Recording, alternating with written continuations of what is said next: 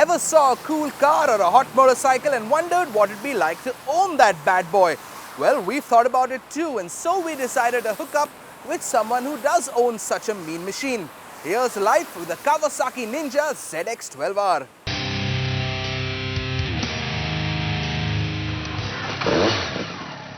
It's called the Kawasaki Ninja ZX-12R, aka the Busa Basher.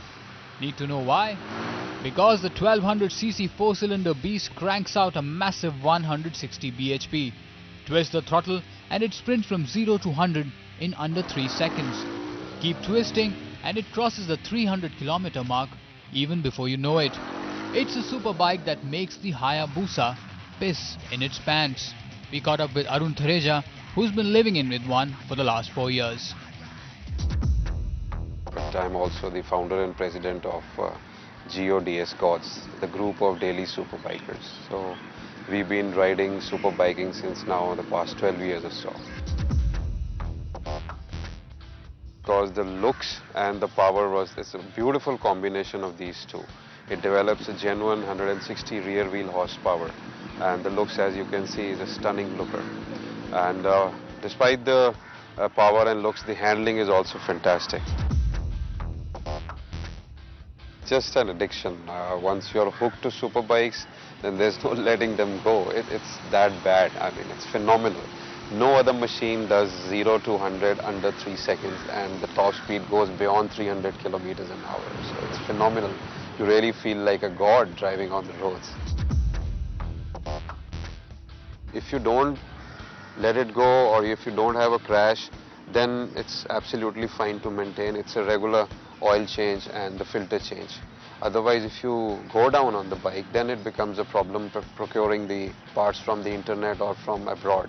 Otherwise, the commonest things which you require in the normal wear and tear is the tires, because they are pretty expensive. A set costs around 18 to 20,000 rupees, and the upper life is between 8 to 10,000 kilometers. Next comes, like you said, the brake pads. They are also 5,000 for a set of 3. So that they don't go off that early. They take around 15 to 20,000 kilometers.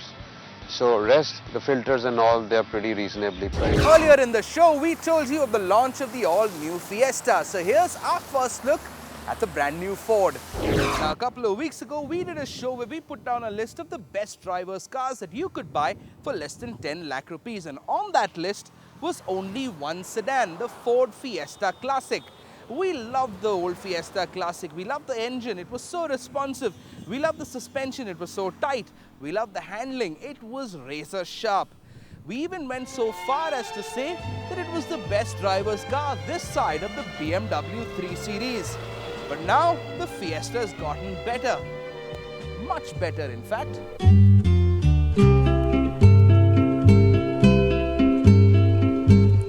Ho sbagliato tante volte ormai. But we are modern, sensitive men who know that looks aren't everything. It's what's under the body shell that really matters. And so, here goes. Ford is launching the new Fiesta in 2 variants, the standard choices really. You've got your petrol and you've got your diesel. With the diesel running the 1.5-litre Duratorq diesel engine, putting out about 90 bhp and 204 Newton meters of torque. And then there's the petrol, again a 1.5 straight 4 with VVT or variable valve timing. And this one's putting out 110 bhp and 140 Newton meters of torque. You're not going to get any prizes for guessing which one we're driving first. If you guess the diesel, then you don't know us at all, and I'm supremely offended. For those of you who got it wrong though, we're driving the petrol. Now, Ford always made great engines, and this particular one is a beaut. Straight 4, 110 bhp. So far, so good. No real surprises in the power band. No coaxing, no sweet spot, just straight linear power delivery. Up until now, we used to say that the Honda City had the best petrol engine in this class. But Honda now has to share that #1 spot with Ford. And when I said little sound and fury, I meant it. For a car of this size, the cabin muting is pretty impressive, which is also a credit to the engine. Even if you do push the Fiesta petrol all the way to the 6,000 RPM mark, the red line, it still does not sound strained, like it's gonna pop out of the manifold and land up in your lap. Which brings me to the favorite part of my new Fiesta, the ride and the handling. This is a tight chassis, about as tight as Elton John's support girdle and just as rigid. The mantle has been passed on from the older Fiesta Sport, and the new Fiesta has just run with it. You've got a stiff chassis that you can really tell the engineers had a fun time tuning. And honestly, compared to other cars at the same price point or even one step higher, there really is no competition. As far as ride is concerned, this car will glide over most things our crap road surfaces will throw at it, with hardly any roll and just the right amount of vertical movement. The new Fiesta has been launched in India for a price of between 8.31 lakhs to 10.51 lakh rupees. Watch this space for a more detailed report. And that was our show for this week. We hope you had a great time watching it, because we had a great time making it. Remember, you can catch the entire episode online at timesnow.tv or join the conversation at facebook.com/timesdrive.